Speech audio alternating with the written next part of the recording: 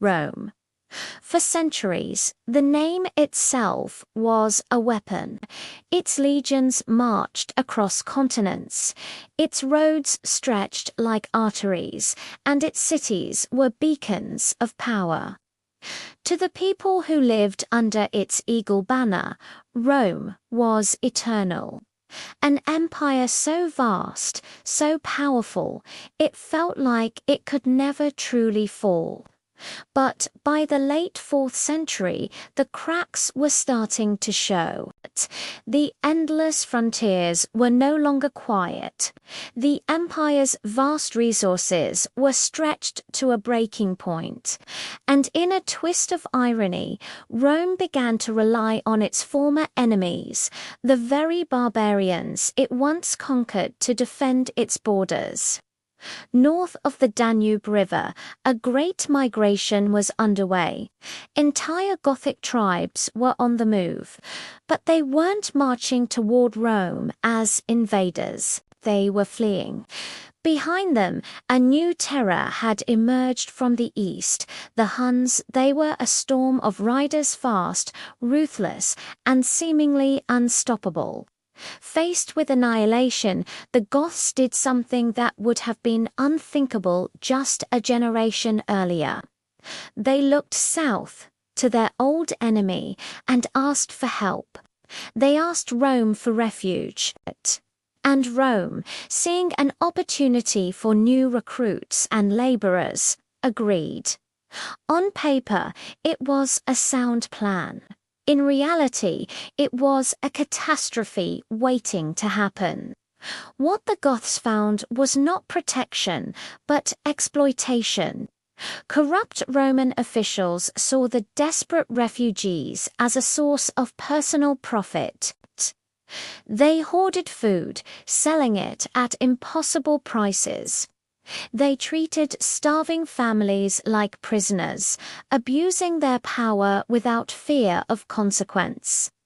The Goths had come seeking safety. Instead, they found starvation and humiliation. Hunger festered into anger, and soon that anger ignited into open rebellion. The very people Rome thought it could control were now a raging fire within its own borders. By the year 378, the situation had escalated. The Eastern Roman Emperor Valens decided to take matters into his own hands. He marched his army east to crush the Gothic rebellion near the city of Adrianople. Valens was not without options. He knew that another powerful Roman army, led by the Western Emperor Gratian, was already marching to support him. Reinforcements were on their way. All he needed to do was wait. A few more days, and their combined strength would be overwhelming. But waiting felt like a weakness. Rome had faced down countless enemies far greater than this disorganized band of rebels, or so Valens believed. The Goths were divided, poorly equipped, and surely no match for a disciplined Roman legion.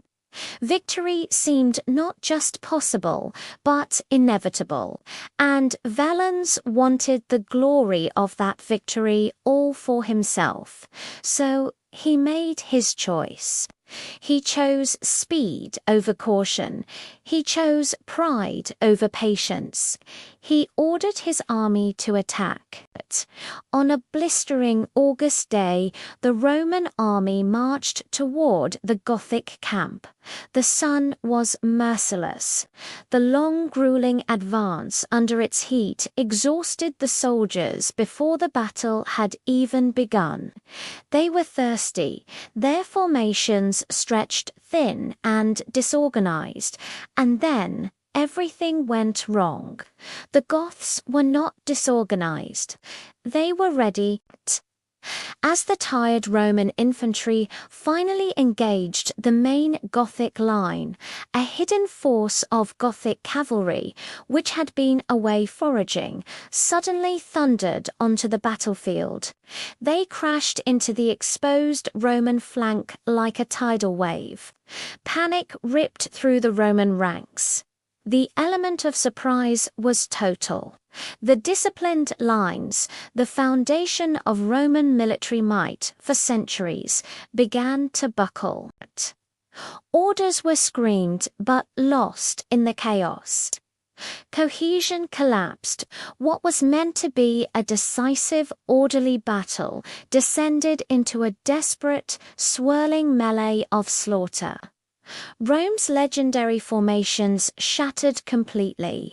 Surrounded, outmaneuvered, and utterly overwhelmed, the pride of the Eastern Roman army was systematically destroyed. In the space of a few hours, 2/3 of Valens' entire force was wiped out. The emperor himself, caught in the panicked retreat, vanished into the smoke and fire, his body never to be found. The Battle of Adrianople was one of the most catastrophic defeats in Roman history. It was more than just a lost battle. It was the death of an idea. For the first time in centuries, a full Roman field army had been annihilated on Roman soil by a so-called barbarian force. The illusion of Roman invincibility died on that field. Rome did not fall that day, but it was never the same again. The empire survived, but it was wounded, profoundly changed. From that moment on, Rome became even more reliant on barbarian soldiers to fill its depleted ranks. Its borders grew weaker. Its central authority faded. Enemies who once trembled at the thought of Rome now saw an opportunity. They began to test the empire's strength, and they often found it wanting. Less than a century later, the Western Roman Empire would formally cease to exist. Its end wasn't caused by a single enemy or one final battle. It was a long, slow decay, punctuated by moments just like Adrianople. Moments when overconfidence replaced caution. When waiting for help felt unnecessary. Moments when a single, prideful decision set history on an irreversible path. Empires rarely fall all at once. They begin to crumble the moment they start to believe they are indestructible. Thanks for watching. If you found this story fascinating, consider subscribing for more journeys into the pivotal moments of history.